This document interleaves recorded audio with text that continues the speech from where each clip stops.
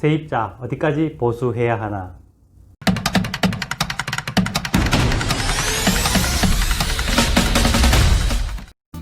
안녕하세요. 친절한 대구연구소에서 생활정보를 전해드리고 있는 김도형 소장입니다.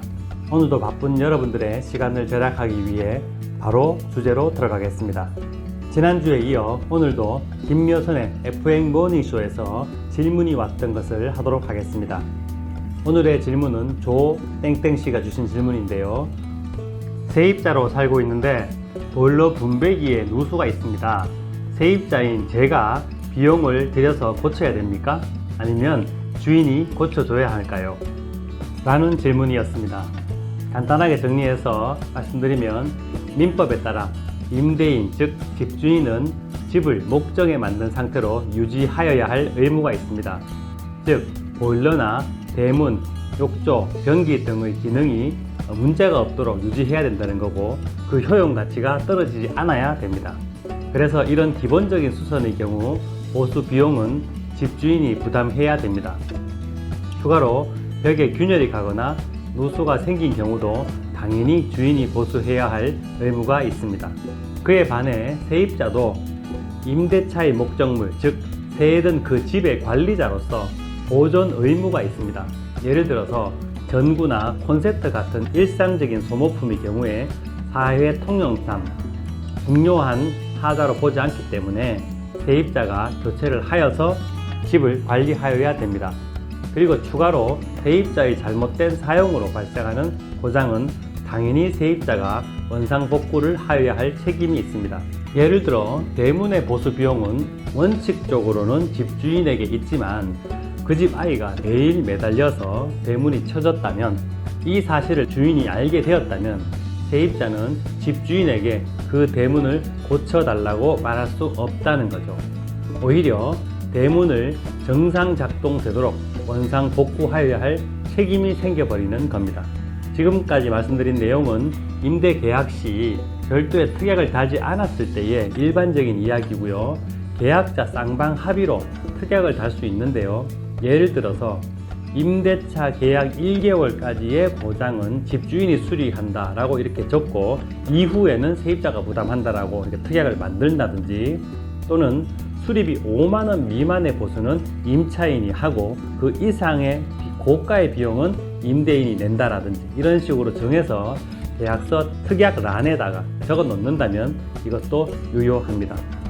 따라서 질문을 주신 조땡땡씨가 분배기 밸브를 고의로 부러뜨리거나 원래 사용 방법보다 험하게 써서 부러진 것이 아니라면 분배기 누수는 집주인이 고쳐주는 것이 맞을 것 같네요. 여기서 위 질문과 비슷하기도 하지만 임대 관계에서 자주 발생하는 또 하나의 질문을 소개하겠습니다. 질문은 만약 세입자가 아파트 소유자에게 묻지도 따지지도 않고 에어컨을 설치한다고 하면서 벽에 구멍을 뚫어서 배관을 설치했다면 어떻게 될까? 입니다. 세입자 입장에서는 여름이 되면 덥고 당연히 에어컨을 설치해야 되는데 이 정도는 주인이 물어줘야 되지 않느냐, 당연히 설치할 수 있는 게 아니냐, 구멍 뚫렸다고 집 전체의 골격이 무너지는 것도 아니고 생활하면서 이 정도는 당연한 것이 아닙니까? 라고 항변했습니다. 하지만 집주인 입장에서는 에어컨이 필요해서 설치를 하더라도 집주인의 의견을 물어보고 벽을 뚫는 위치와 방법을 좀 상의하고 했어야지 지금처럼 일방적으로 공사를 다 한 후에 통보를 하는 것은 잘못된 것이다 라고 지적했습니다. 누구의 말이 맞을까요?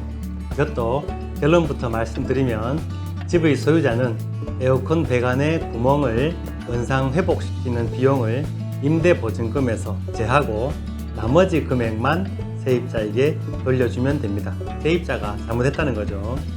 예를 들어서 본인 소유의 물건을 빌려간 사람이 나에게 물어보지도 않고 함부로 사용하고 게다가 구멍까지 뚫어서 돌려준다면 기분이 좋지 않겠지요. 개인 소유의 재산인 주택을 아무 이야기 없이 함부로 변경하는 것 자체가 문제가 됩니다. 비슷한 예로 벽걸이형 TV를 설치하기 위해 거실이나 안방 아트월에 벽을 뚫거나 못을 박는 경우가 있을 수 있는데요. 이 부분도 주인과 협의가 없었다면 원상 복구의 대상이 될 수 있습니다. 하지만 주인과의 협의가 가능하다면 계약서에 적어 놓으면 가장 좋겠지요. 예를 들어서 에어컨 설치를 위해서 어느 벽에다가 구멍을 뚫는다거나 벽걸이 TV를 설치하기 위해서 거실 어느 부분에 못을 박는다는 식이죠. 이렇게 합의된 경우라면 아무 문제가 없습니다.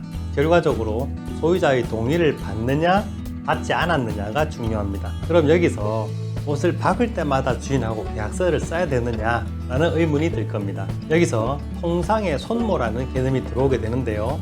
대법원 판례를 보면 일반적으로 생활함으로 인해서 자연스럽게 손상되거나 마모되는 부분, 이것을 손모라고 하는데요. 예를 들어서 가족 사진을 걸기 위해서 벽에 못을 친다거나 하는 부분을 통상의 손모라고 합니다. 하지만 방금 말씀드린 액자에 못을 박는다는 것과 같은 예는 정확하게 법에 있는 것이 아니다 보니까 어떤 부분을 통상의 손모로 볼 것인지는 항상 논란의 대상이 됩니다. 정리하면 혹시 모를 논쟁을 피하기 위해서라면 가능한 한 소유자와 협의를 하는 것이 좋다는 거죠.